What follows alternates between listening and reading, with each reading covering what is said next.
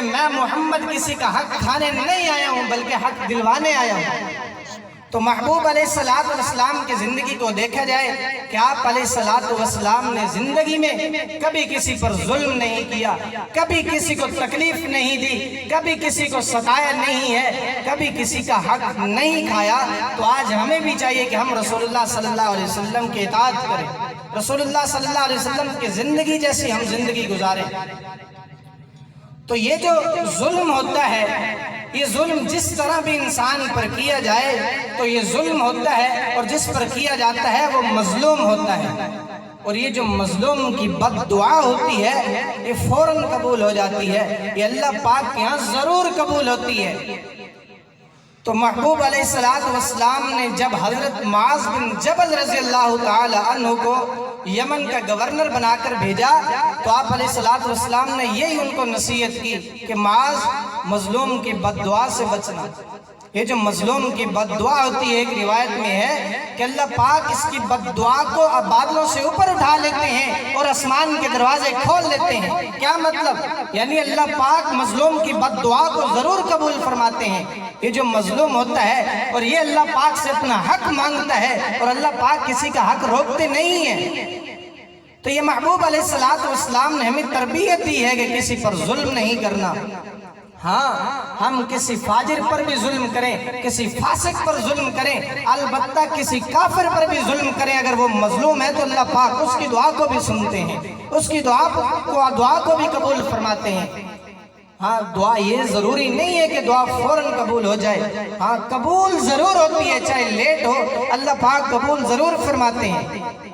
آج کسی کے پاس تھوڑی سی دولت آ جائے، کسی کے پاس تھوڑا سی زمین آ جائے تو وہ غریبوں کو ستانا شروع کر دیتے ہیں، غریبوں کا حق مارنا شروع کر دیتے ہیں، اور ان کا حق تو مارتے ہیں لیکن ان کو بات بات پر پیٹنا شروع کر دیتے ہیں، گنڈوں سے پٹوانا شروع کر دیتے ہیں۔ لیکن یہ جو مظلوم ہوتے ہیں، جب یہ اللہ پاک سے بد دعا کرتے ہیں، جب اللہ پاک سے اپنا حق مانگتے ہیں، تو پھر اس پر جب زوال آنا شروع ہو جاتا ہے، جو ظالم ہوتا ہے، پھر اس کو پتہ بھی نہیں چلتا میں نے کون سے گناہ کی میں سزا بھگت رہا ہوں، کون سا میں قرض چکا رہا ہوں جو میں نے گناہ کیا تھا۔ تو یہ اللہ پاک فوراً سنتے ہیں مظلوم کی بد دعا کو اور قبول ہو جاتی ہے۔ ایک کتابوں میں قصہ لکھا ہے، ایک شخص غریب آدمی تھا، وہ مچھلی لے کر بازار میں جا رہا تھا تو ایک آدمی اس سے مچھلی چھین لیتا ہے۔ جب اس مچھلی چھین لیتا ہے پھر وہ گھر جاتا ہے، جب گھر جاتا ہے اس مچھلی کو بناتا ہے، اس مچھلی کو بناتے وقت اس کا ایک کانٹا اس کے انگوٹھے میں چبھ جاتا ہے، جب انگوٹھے میں لگ جاتا ہے کچھ دنوں کے بعد انگوٹھا زخمی ہو جاتا ہے، پھر وہ انگوٹھا سڑنے لگ جاتا ہے۔ تو ان قریب اس نے علاج کرائے، وہ نوبت آ جاتی ہے کہ انگوٹھا کٹوانا پڑ جاتا ہے۔ تو انگوٹھا کٹوا دیا، پھر کچھ دن ہوئے ہتھیلی میں زخم ہو گیا، جب ہتھیلی میں زخم ہوا تو پھر ہتھیلی کا بھی وہی حال ہو گیا جیسے انگوٹھے کا حال ہوا تھا، وہ بھی کٹوانا پڑا، حتیٰ کہ پورا ہاتھ کٹوانا پڑا۔ جب ہاتھ کٹوایا پھر کلائی پر زخم ہو گیا، کلائی بھی کٹوانے کی نوبت آ گئی۔ اس کا حال ایک اللہ والے کو معلوم ہوا، جب اللہ والے کو پتہ چلا تو انہوں نے فرمایا، ارے بھائی کب تک تو اپنے جسم کے ٹکڑے کرواتا رہے گا، کب تک تو ہاتھ کٹواتا رہے گا، تیرا پورا بازو چلا جائے گا۔ تو سوچ کس پر تو نے ظلم کیا تھا، کس کا تو نے حق مارا تھا، کس پر زیادتی کی تھی، کس کو ستایا تھا۔ وہ کہتے ہیں ہاں ایک دفعہ میں نے ایک شخص سے مچھلی چھینی تھی۔ تو اللہ والے فرماتے ہیں پھر اس کو تلاش کر، اس سے معاف کروا۔ تو پھر وہ اس کی تلاش کرتا ہے اور جب اس سے معاف کرواتا ہے تو یہ اللہ پاک اس پر مصیبت فوراً ہٹا دیتے ہیں۔ اور یہ جو بد دعا ہوتی ہے مظلوم کی، اور یہ ہم ظالم پر ظلم کرتے ہیں، تو یہ جو ظالم ہم ظلم کرتے ہیں کسی مسلمان بھائی پر، چاہے کافر پر ظلم کریں، تو اس کا عذاب صرف انسانوں تک محدود نہیں رہتا، انسان اس عذاب کو نہیں بھگتتے، بلکہ حضرت ابو ہریرہ رضی اللہ تعالیٰ عنہ فرماتے ہیں کہ اللہ کی قسم جب کوئی مسلمان کسی مسلمان پر ظلم کرتا ہے، جب کوئی انسان کسی انسان پر ظلم کرتا ہے، تو پرندے اپنے گھونسلوں میں دبلے ہو کر مر جاتے ہیں۔ تو اس کا عذاب پرندوں کو بھی بھگتنا پڑتا ہے تو جانوروں کو بھی بھگتنا پڑتا ہے۔ اس لیے جب کوئی مسلمان کسی اور مسلمان پر ظلم کرتا ہے، جب کوئی انسان دوسرے انسان پر ظلم کرتا ہے، تو پھر اللہ پاک آسمانوں سے بارشیں روک لیتے ہیں۔ جب اللہ پاک آسمانوں سے بارشیں روک لیتے ہیں تو پھر زمین پر سرسبزی ختم ہو جاتی ہے، ہریالی ختم ہو جاتی ہے، تو اسی وجہ سے پرندے بھوکے پیاسے اپنے گھونسلوں میں مر جاتے ہیں۔ تو یہ جو ظلم ہے، اس سے دعا اللہ پاک ہم سب کو محفوظ فرمائے۔ آخری بات کر کے اجازت چاہتا ہوں، یہ جو ہم بیٹیوں کا حق مارتے ہیں، کسی کا حق مارتے ہیں، حضور علیہ السلام نے فرمایا قیامت کے دن 3 چیک پوسٹیں لگیں گی، یعنی 3 چوکیاں لگیں گی۔ مثال کے طور پر ایک پولیس والی چوکی یہاں لگی ہے نور پور میں، دوسری جمال پور میں، تیسری حاصل پور میں، یہ 3 چیک پوسٹیں ہیں، پولیس والوں کی چوکیاں ہیں۔ اللہ کے رسول نے فرمایا قیامت کے دن 3 چیک پوسٹیں لگیں گی۔ سب سے پہلی جو چیک پوسٹ ہوگی، سب سے پہلی جو چوکی ہوگی، اس پر پوچھا جائے گا کہ بھائی کلمہ پڑھا یا نہیں پڑھا؟ تو جس نے کلمہ پڑھا ہوگا وہ ایک سائڈ پہ، اور جنہوں نے کلمے سے انکار کیا ہوگا، جنہوں نے کلمہ نہیں پڑھا ہوگا، وہ فوراً جہنم میں چلے جائیں گے۔ تو اب دوسری چیک پوسٹ پر ہمارا جو ہوگا حساب ہوگا، دوسری چوکی پر اب تو سارے مسلمان بچ گئے، کافروں کو تو نکال لیا گیا ہے نا، اب مسلمان بچ گئے۔ جب دوسری چوکی پر مسلمان ہوں گے تو یہاں حقوق اللہ کا حساب ہوگا۔ اللہ فرمائیں ہاں بھائی میرا حق بھی دیا تھا یا نہیں دیا تھا، روزہ رکھا تھا یا نہیں رکھا تھا، نماز پڑھی تھی یا نہیں پڑھی تھی، حج کیا تھا یا نہیں کیا تھا، زکوٰۃ دی تھی یا نہیں دی تھی۔ اب یہاں حقوق اللہ کا حساب ہوگا۔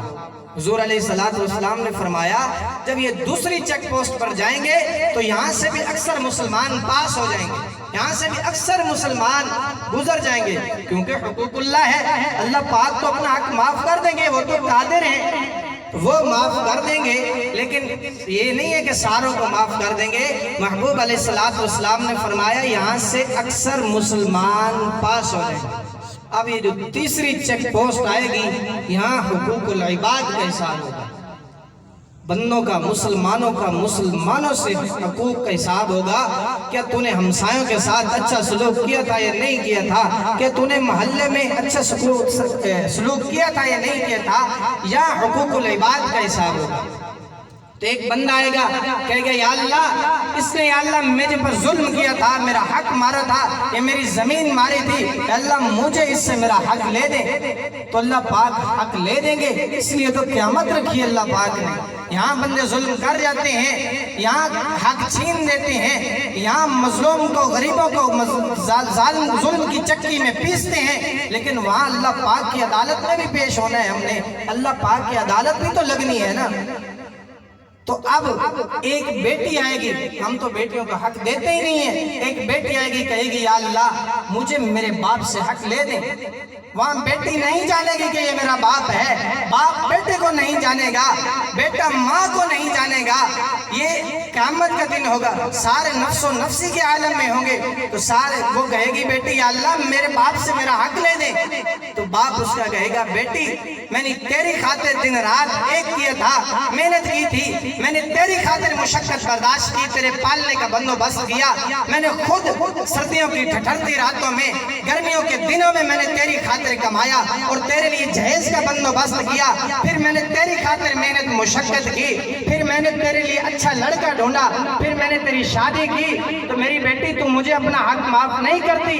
تو اب بیٹی کہے گی یا اللہ میرے باپ نے میرے لیے کیا تھا، کہ اللہ مجھے اس سے کوئی مطلب نہیں ہے، میرے باپ نے دن رات ایک کیا تھا مجھے پالنے کی خاطر، یا اللہ مجھے اس سے کوئی مطلب نہیں ہے، یا اللہ میرے باپ نے یا اللہ ادھار لے کر قرض لے کر جہیز مجھے دیا تھا، مجھے اس سے کوئی مطلب نہیں ہے، یا اللہ مجھے میرے باپ سے میرا حق لے دے۔